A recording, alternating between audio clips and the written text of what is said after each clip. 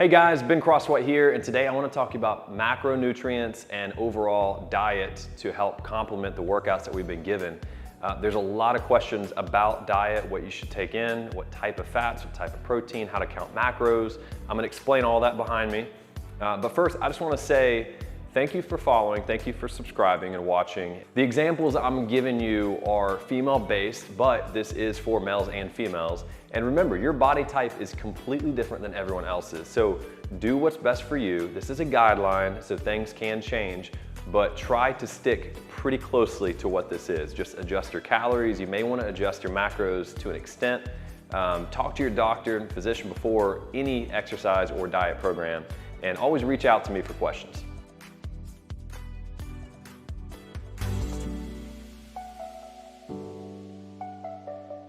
Okay, so first I want to talk to you about macros, macronutrients, macros for short. So we have carbs, fats, and protein. I typically say for most people, especially females, 40% protein, 35% fat, and 25% carbohydrates. Now, for the protein, making up protein is amino acids, monomers, which make up amino acids, and then you have fats that are broken down into unsaturated and saturated. Within the unsaturated, you have poly and mono. We won't get too much into that. But the carbs then are simple and complex. So that is a good breakdown. And let's look at what that looks like. If you were a 160-pound female, let's take that for example, times 8 calories. So we did 8 because that is how you get your BMR, your basal metabolic rate. That's basically doing no exercise throughout the day and how many calories you're burning just to stay alive. That's what your body needs. The reason we put that is because if you go too low, obviously you'll lose a lot of weight initially. The first 2-3 months, you'll start shedding pounds constantly. The problem is your BMR will start to lower and your metabolism will drop, and then you start storing fat more. You don't burn it as efficiently, and then you're gonna wonder in a year why you're gaining your weight back and why you can't get it off. So be very cautious to go into too much of a caloric deficit and stick at least at your BMR. And I usually say, go from your BMR and add maybe 200 to 300 calories on top of that. Because you're gonna burn, hopefully you're gonna be in a good exercise program. leosculpt.com, we have a great program there for you to get and getting the waiting list, but adding 200 to 300 calories a day on top of your BMR. So 160 times 8 is gonna be 1280. We're adding 200 calories, which would make it, 300 calories for an example to make it 1580 a day. So we take that 1580 calories, we break it down times 0.40 for 40% protein, 632 calories a day, divided by 4 because there's 4 calories per gram, and that's gonna get 158 grams of protein a day. Now I know that is a lot of protein, and we're gonna go through what is the best source of protein as well and easiest to get in throughout the day. But that is a lot. Now, broken down, I have 4 meals a day, which means you're taking in 39 grams per meal. Ideally, 4 is a minimum. You want to eat throughout the day pretty steadily. So we have the same thing, 1580 times 0.35 for fat, which equals 553 calories divided by 9 because there's 9 calories per per gram of fat, which is going to equal 61 grams. We break down 61 by 4 into 15 grams per meal throughout the day. And then same thing for carbohydrates. 1580 times 0.25 is gonna give you 395 calories a day divided by 4, there's 4 calories per gram. Is gonna get 98 grams in the day. Divide by 4 meals a day is gonna be 25 grams per meal. So that's kind of a breakdown of how you do your macro breakdown. It can vary a little bit, but like I said, those are the numbers I like to stick with. It's typical numbers of what a lot of my female clients do. A lot of my celebrity female clients do, Miss USA girls. So let's get into carbohydrates. So you have the good, the decent, and the bad. So the healthy, decent, unhealthy. Under the healthy, I put examples like leafy greens, broccoli, asparagus, Brussels sprouts, cabbage, berries. Those are your best things. Strawberries, blueberries, blackberries. Blueberries are gonna be probably the best in that. Your decent are still non-processed carbohydrates, but they're more starchy. So this is where a lot of people mess up. They eat too many of the decent carbohydrates because they think it's not processed, it's not bread, it's not sugar, which is better. Your body can metabolize it easier. Your glucose levels aren't gonna spike quite as much. So even though these decent carbohydrates are not processed and healthier than some of the bad ones, they're still very starchy, and they're gonna convert in your bloodstream more readily into sugar and release insulin in your body. So be very cautious to only eat small quantities of this. Legumes, your beans, your chickpeas, peanuts, things like that. Rice, potatoes, squash, other fruit besides berries, quinoa, those things are healthy, but for weight loss and fat loss, they're not the best things to be eating. These are the ones that you want. And we go to the unhealthy, obviously the table sugar, the breads, the chips, the pasta, any wheat flours or some other bad flours there. Just be very cautious. The wheat flour, even some organic wheat flours, it's gonna drastically increase your blood glucose levels, and it is also, a lot of times they soften it with the same ingredient that is in wheat killer. So they spray the fields, they soften the wheat, and then they process it, and you're getting a lot of carcinogenic effects with a lot of wheat flour. And then all of these other things that are made from flour, the chips that are decent, but then you add some polyunsaturated fat that you fry it in, and it's just gonna make it a super bad weight gainer.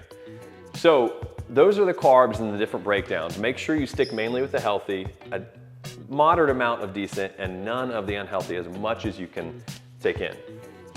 So the fat, the breakdown on the fat, we have the healthy and unhealthy. Eggs, which there's a lot of different research on eggs, but the most recent research have shown that the fat from eggs are not bad. They're not bad for your cholesterol, and they're actually a good fat. They're very nutrient dense. That is the latest research. Now, will it change? I don't know, but that is the very latest.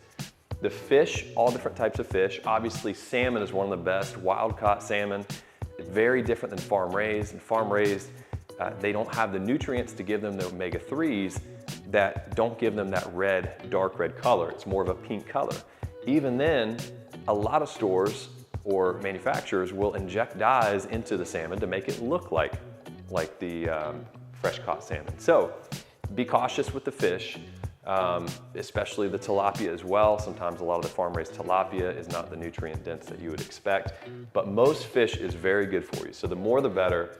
Olive oil, tree nuts, and I say tree nuts because I don't want you to take in peanuts thinking they're good for you, and then coconut. There's several more, but those are the main ones that you want to stick with that are healthy. The unhealthy are going to be most animal fats, and I put down here bacon, burgers, dairy, at least pasteurized dairy. Unpasteurized have a lot of great benefits, but the animal fats are what you want to stay away from as much as you can. Trans fats, the hydrogenated fats, so taking regular peanut butter, that has the oil on top, the separation of the two, and then you add hydrogens into it, you make it saturated, it's called trans fat. So that is a really bad fat to take in, so be very cautious there.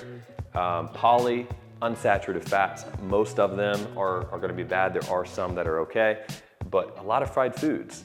Fried foods are one of the worst things you can do, and every restaurant is going to use the most refined polyunsaturated fat that they can get because they can reuse it over and over again. But that is one of the worst things you can do for your hormone levels.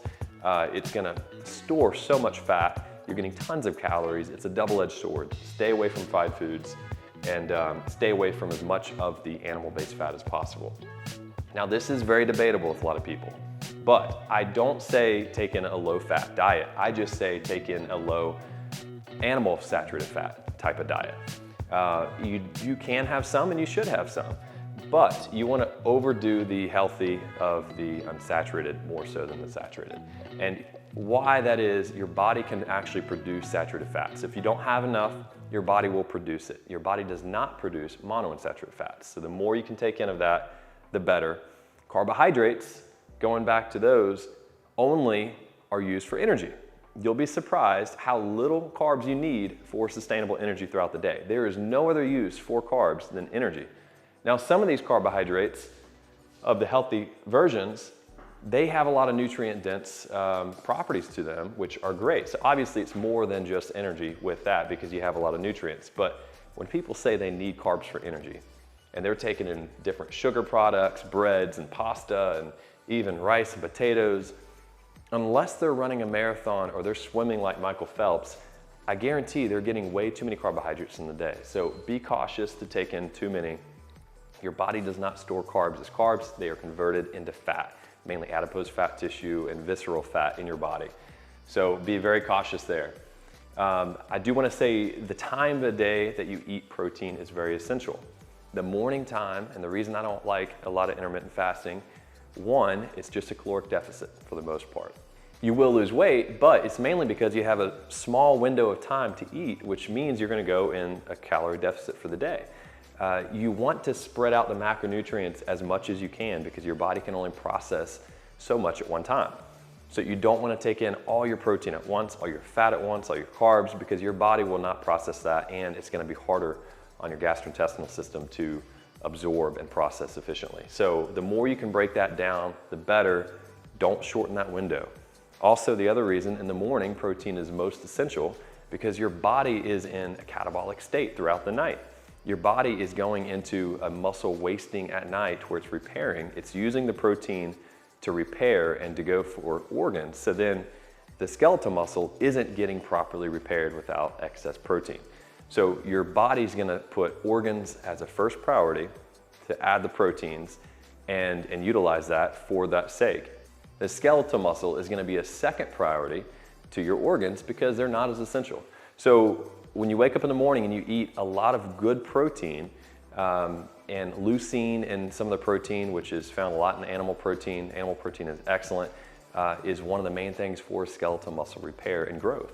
So you want to take in enough protein in the morning because that's going to put you in an anabolic state, and that's going to help repair and still have good functioning for your organs, but also repair skeletal muscle throughout the night. The only way to get into an anabolic state in the morning and not stay in that catabolic state of losing muscle mass is by eating protein early in the morning. So you need around 30 to 40 grams in order to get into that anabolic state. So that is protein, I would say, is the most powerful thing in macro that you need to worry about.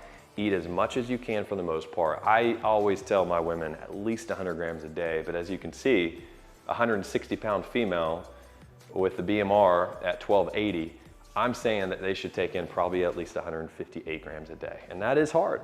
It is very hard, but it's got the most satiety of any macronutrient, so you're gonna fill up a lot more, you're gonna nourish your body will utilize as many proteins as you wanna put in it, I promise. The organ functioning requires protein at a max level, so don't skimp on the protein, take it in first and then go into the fat and the carbohydrates, and try to stick as much to these numbers as you possibly can. Hope that helps. Email for questions. I'm sure there's more. I can talk all day on nutrition, but I hope this gets you some closure in what you think your diet needs to look like.